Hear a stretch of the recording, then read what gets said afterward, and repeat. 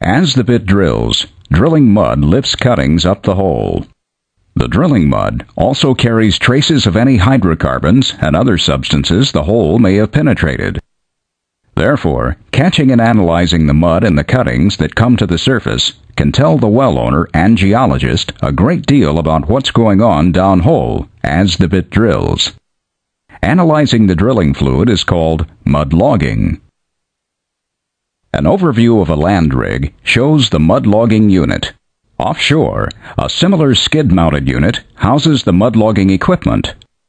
Both contain sophisticated data acquisition systems and equipment for analyzing drilling fluid and cuttings. Here's the inside of a mud logging unit. You can see some of the equipment used to analyze or log mud. This drawing of a mud logging unit shows many items of equipment used to analyze and monitor the drilling process. Not all rigs will have such a setup, and some will have even more sophisticated setups. Rig monitors give readouts to the mud logger, a person whose specialty is observing and analyzing mud and cuttings.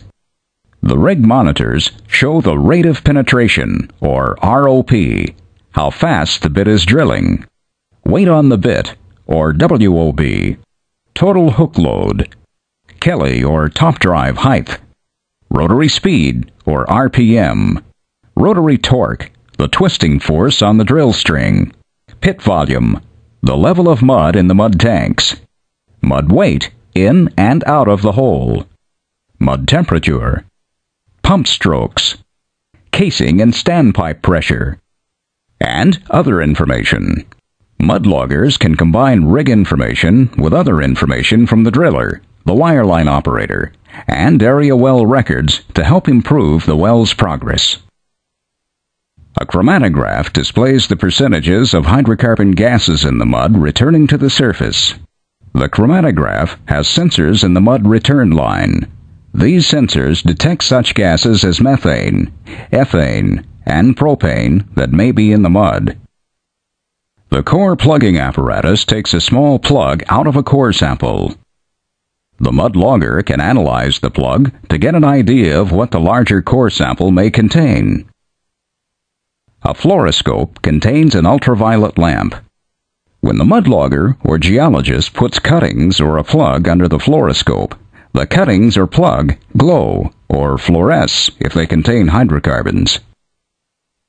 A microscope, this unit has two, helps the mud logger or geologist identify formations.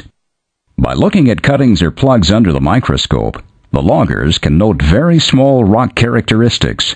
They may also find fossils that help identify the rock. A fossil is the remains or impressions of a plant or animal of past geological ages that have been preserved in or as rock. Because certain kinds of fossils tend to occur in certain kinds of rock, identifying the fossils helps identify the rock. Computers help mud loggers analyze, interpret, and report information they gain from mud logging equipment. In some logging units, powerful computers directly read drilling information, process it, and print out detailed reports on the status of the well. Mud loggers use a vacuum oven to dry out formation samples.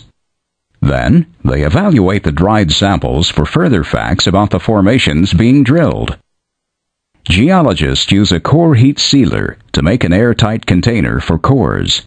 The heat-sealed airtight container keeps any formation fluids in a core from leaking out while it is being shipped to a core laboratory for analysis. Loggers use an analytical balance to accurately weigh rock samples. They calculate a rock's density and porosity from its accurate weight. A porosimeter measures rock porosity, the amount of pore space in a rock. The more pore space a rock has, the more space available for the rock to store oil and gas. Formation fluids such as oil, water, and gas can flow through rock formations when the rock has empty spaces, or pores. and the spaces are connected, permeable.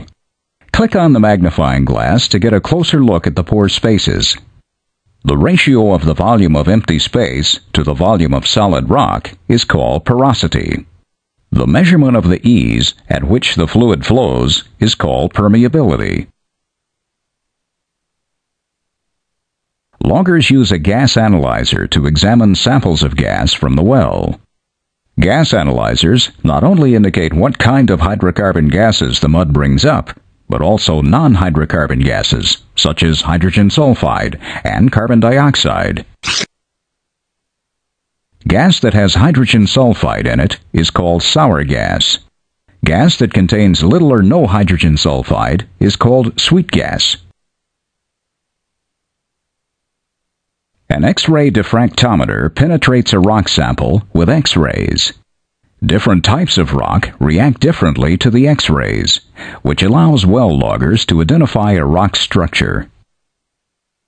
The centrifuge spins formation fluid samples at a high rate of speed. Loggers put the fluid samples into a test tube and then put the test tube into the centrifuge. The spinning or centrifugal motion separates the fluid into its components. The heaviest components, usually water, collect on the bottom of the tube. The lighter components, such as oil, collect in the tube above the water. A dry sample tray holds dried rock samples. Loggers put dry samples on the tray and then place the tray under the microscope, where they examine the samples. Microscopic examination of dried samples tells loggers and geologists much about a formation's characteristics. Mud loggers use hydrochloric acid, or HCl, to test for limestone. If a logger puts a drop of hydrochloric acid on a sample, and the sample bubbles up or fizzes, then the sample contains limestone. Limestone sometimes holds hydrocarbons. This is a computer-generated mud log. At its most basic, the log records the rate of penetration, percent hydrocarbons found in the mud at various depths, and the percentage of rock types in samples caught at the shale shaker. The log may also record other well characteristics to help the well owner drill the well efficiently and safely.